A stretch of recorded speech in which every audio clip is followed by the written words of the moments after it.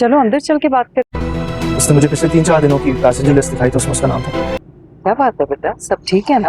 अपने शोहर को किसी दूसरी लड़की के साथ अफेयर चलाते देखकर एहतजाज कर पूरा हिस्सा है। दर्द, माँ का अकेलापन किसी को महसूस नहीं होता। मीनू प्लीज अपना बहुत ख्याल रखिएगा। आपने मुझे मुझे फौरन इन्फॉर्म करना है। आपको नहीं पता था कि इसके इस दुनिया में आने से पहले वो उसे छोड़ के चला गया। दोस्तों ड्रामा सीरियल मेरी बहू है जिसमें आप लोग देखने वाले हैं। ये ड्रामा बहुत ही इंटरेस्टिंग बन चुका है। जैसा कि दोस्तों उस लड़की से अब मिलना जुलना उसने शुरू कर दिया है। दोस्तों फिलहाल तो ईमान को पता नहीं होता, लेकिन 4-5 मुलाकात के बाद ईमान और उस लड़की के बारे में पता चल जाएगा कि शाविर मुझे धोखा दे रहा है।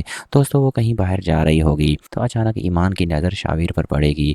दोस्तों यहाँ पर ईमान तो देखकर हैरानी रह जाती है और गुस्से में घर लौट आती है। यहाँ पर शाविर उसे मनाने की कोशिश करता है कि ऐसा कुछ भी नहीं हुआ, तुम्हें गलतफहमी हुई है, वो बस मेरी कस्टमर है, अब्बा जान को भी पता है सबका। लेकिन दोस्तों ईमान कहेगी मैंने तुम्हें रंगे हाथों पकड़ा है, तुम उस लड़की का हाथ पकड़ के खड़े थे, क्या मैं ये सब नहीं देख पा रही थी, मैं तुम्हें बेवकूफ़ लग रही हूँ। वहीं शाविर उसे मनाने की कोशिश करता है, लेकिन दोस्तों एक बार ईमान का भरोसा टूट जाएगा। यहाँ पर ईमान का दिल टूट जाता है कि मैंने सबसे ज़्यादा शाविर तुम पर यकीन किया, खुद से ज़्यादा तुम पर यकीन किया, लेकिन तुमने मुझे ये सलाह दिया, मैं कभी सोच भी नहीं सकती थी।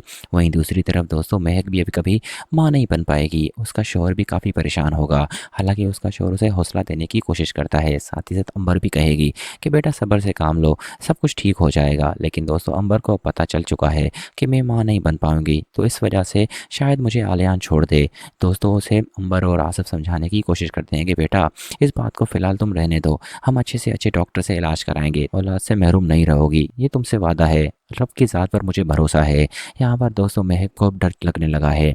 वहीं अगले सीन में आपको ये भी दिखाया जाएगा कि फबिया और अलमीर के दरमियान भी फासले हो जाएंगे। दोस्तों अलमीर की बातें तो फबिया समझ नहीं पा रही। जब देखें वो अपनी वालदा की वजह से अलमीर से लड़ती है, क्योंकि दोस्तों अलमीर उसे कोई जवाब नहीं देता। यहाँ पर फबिया काफ़ी गमज़दा हो जाती है कि मेरी वालदा ऐसा कैसे कर सकती है। हालांकि दोस्तों वो उन दोनों का पर्सनल मैटर होगा, लेकिन उसके बावजूद भी फबिया की ज़िंदगी पर काफ़ी असर पड़ता है। लेकिन जब फबिया महक की बातें सुनती है तो दोस्तों हैरानी रह जाएगी, क्योंकि उसे पता है कि महक कभी माँ नहीं बन पाएगी, तो इसका खामियाजा ज़रूर भरना पड़ेगा। शायद उसका शौहर उसे छोड़ दे।